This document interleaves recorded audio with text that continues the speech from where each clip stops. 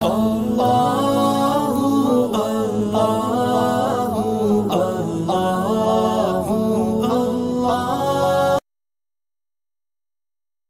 اللہ الرحمن الرحیم۔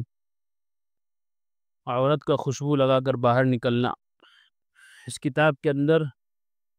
وہ گناہ بیان کیے جا رہے ہیں کہ جن کی وجہ سے نیک اعمال ضائع ہو جاتے ہیں۔ یعنی اس کو ایسا سمجھ لیجئے کہ آدمی کسی بہترین ڈاکٹر کے یہاں علاج بھی کرتا رہے اور مہنگی مہنگی دوا بھی کھاتا رہے، لیکن اس کے بتائے ہوئے پرہیز کے مطابق کھانا پینا نہ کرے، بلکہ بد پرہیزی بھی کرتا رہے، تو بد پرہیزی کرنے سے وہ مہنگی دوا اور وہ بڑے ڈاکٹر کا دکھانا کوئی فائدہ مند نہیں ہو گیا، اس سے بیماری ٹھیک نہیں ہوگی،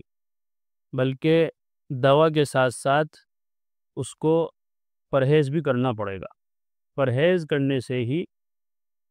شفا حاصل ہوگی۔ بالکل اسی طرح نیکی اور برائی کا بھی حال ہے کہ آدمی نیکی کرے اور برائی بھی کرتا رہے تو نیکی فائدہ مند نہیں ہوگی، بلکہ نیکی کرنے کے ساتھ ساتھ برائی کو بھی چھوڑنا ہوگا۔ جیسے آپ نیکی اس لیے کر رہے ہیں کہ اللہ کا حکم ہے کرنے کا، ایسا ہی برائی بھی اس لیے چھوڑی جائے کہ اللہ کا حکم ہے اس کو چھوڑنے کا۔ تو انہی گناہوں میں سے ایک گناہ عورتوں سے متعلق بھی ہے،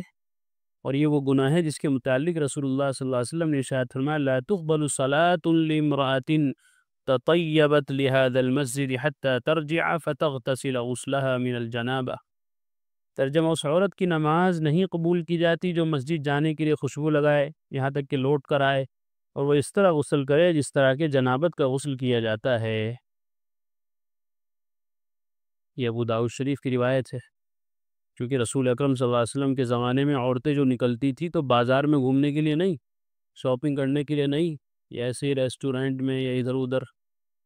سیر و تفریح کے لیے نہیں، اگر نکلتی تھی تو مسجد میں نماز کے لیے، اور آپ صلی اللہ علیہ وسلم کی تعلیمات میں، آپ کے وعظ میں، آپ کے بیان میں شریک ہونے کے لیے۔ لیکن اس میں بھی یہ پابندی تھی کہ کوئی عورت اپنے گھر سے جب نکلے گی تو پردے کے ساتھ تو نکلے گی ہی، اس کے ساتھ ساتھ خوشبو نہیں لگا سکتی، بڑی سادگی کے ساتھ جائے گی اور واپس آ جائے گی۔ آج کل عورتوں کا حال دیکھیے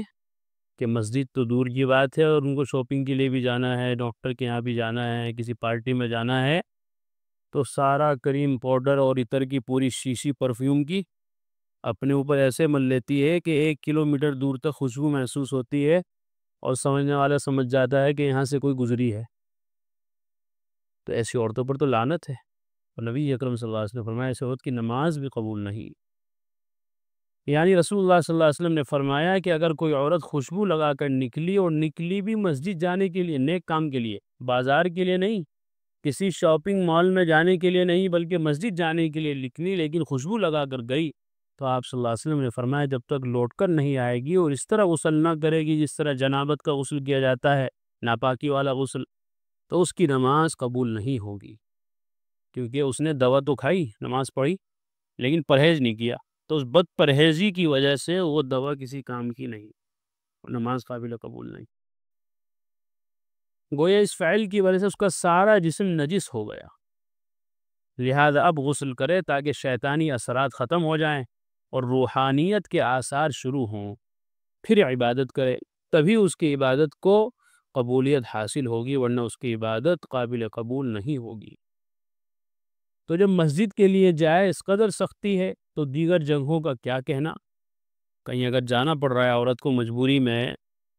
شاپنگ کے لیے، یا کسی ڈاکٹر کے یہاں، کسی رشتہ دار کے یہاں، یا کوئی اور تقاضا ہے، تو اس کو پھر کیسے جانا چاہیے؟ بہت سادگی کے ساتھ، بہت اپنے آپ کو چھپا کر۔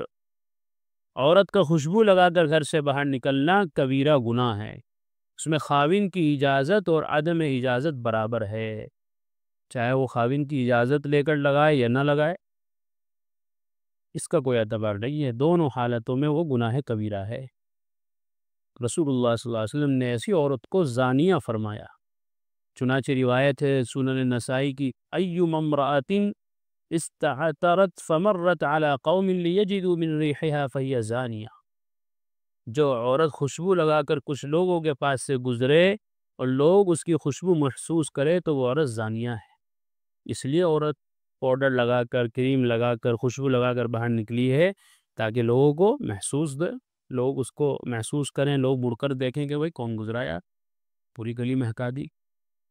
اللہ تعالیٰ معاف فرمائے، خواتین عموماً تقریبات میں جاتے ہوئے اس قدر خوشبو کا استعمال کرتی ہیں کہ جو کوئی خوشبو نہ بھی سونگنا چاہے وہ بھی محسوس کیے بغیر نہیں رہتا۔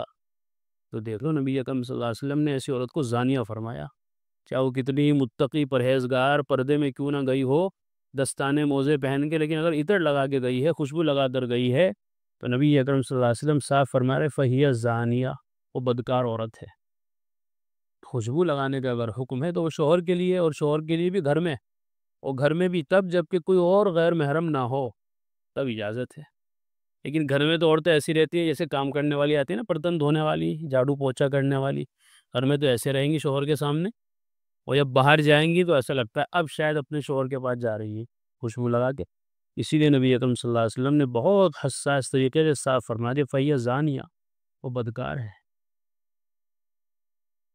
شاید یہ کہ اس نبوی وعید سے ناآشنائی کی وجہ سے ہے، ورنہ اگر کسی خاتون کے سامنے یہ وعید ہو تو اتنا بڑا گناہ کرنے کی جرت کیسے کر سکتی ہے؟ اور یہی مردوں کو اپنی طرف میلان کا سبب ہے۔ حدیث میں آتا ہے ممیلات مائلات، لوگوں کو اپنی طرف مائل کرتی ہیں، خود لوگوں کی طرف مائل ہوتی۔ کوئی کسی کے گھر جا کے تھوڑی دیکھ رہا ہے کہ گھر میں کون ہے، کالی ہے، گوری ہے،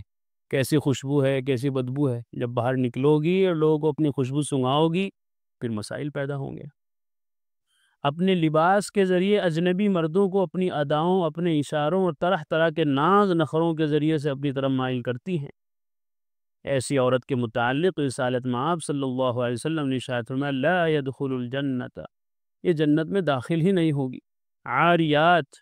ان کا لباس ایسا ہوتا ہے گویا ان کے جسم پر لباس ہے ہی نہیں، اتنا باریک ہے کہ جسم کی ساخت نظر آ رہی ہے۔ جسم کے جو ابھرے ہوئے اعضاء ہیں اور جو انسان کے اندر خواہش پیدا کرتے ہیں، انسان کو عورت کی طرف مائل کرتے ہیں، وہ اگر ظاہر ہو رہے ہیں تو پھر لباس کا کیا فائدہ؟ لباس کا پھر کیا مطلب ہوا؟ آپ کے برقع گڑ پہننے کا یا لباس پہننے کا پھر فائدہ کیا ہوا اگر وہ ابھے ہوئے حصے نظر آ رہے ہیں؟ وہ عورتیں مراد ہیں جو بظاہر کپڑے پہنے ہوں گی مگر ان کا کپڑے پہننا نہ پہننا دونوں برابر ہوگا، کیونکہ کپڑوں کا مقصد یعنی ستر عورت حاصل نہ ہوگا، اس لیے کہ وہ کپڑے اس قدر باریک یا تنگ یا ناکافی ہوں گے کہ سارا سطر نظر آئے گا یا اکثر حصہ نظر آئے گا، یا ایسے چست کپڑے جن سے جسم کا ابھار ظاہر ہو، جیسے تنگ پینٹ شرٹ یا دیگر چست کپڑے وغیرہ۔ بس اوقات اللہ رب العزت عبرت کے لیے ایسے واقعات رونما فرما دیتے ہیں تاکہ آنے والوں کے لیے عبرت ہو سکے۔ چنانچہ اس طرح کے بہت سارے واقعات بیان کیے گئے ہیں، یہاں بھی ایک واقعہ آ رہا ہے آگے۔ دعا کریں کہ اللہ تعالی ہم سب کو، مرد ہو یا عورت، ہر طرح کے فتنے سے اللہ محفوظ فرمائے، اور خاص طور پر عورتوں کے تعلق سے جو بے راہ روی اس وقت پوری دنیا میں پھیل رہی ہے، اللہ ان کو بھی دینی سمجھ عطا فرمائے۔ وآخر دعوانا الحمدللہ۔ قرآن کریم میں اللہ تعالیٰ فرماتے ہیں الا بذکر اللہ تطمئن القلوب، کہ سن لو، اچھے سے سمجھ لو، اللہ تعالیٰ کے ذکر ہی سے دلوں کو اطمینان نصیب ہوتا ہے۔ یعنی اللہ تعالیٰ کے جو انعامات و احسانات اور اس کی نوازشیں ہم پر ہیں، اگر ہم ان کو یاد کریں گے تو ہمارے بے قرار دل کو قرار آ جائے گا، سکون مل جائے گا۔ اگر ہم چاہتے ہیں کہ ہمارے دلوں میں سکون آئے، اطمینان نصیب ہو، تو اس کا ایک واحد علاج اور ایک بہترین دوا یہ ہے کہ ہم فوراً اللہ کے ذکر میں مشغول ہو جائیں۔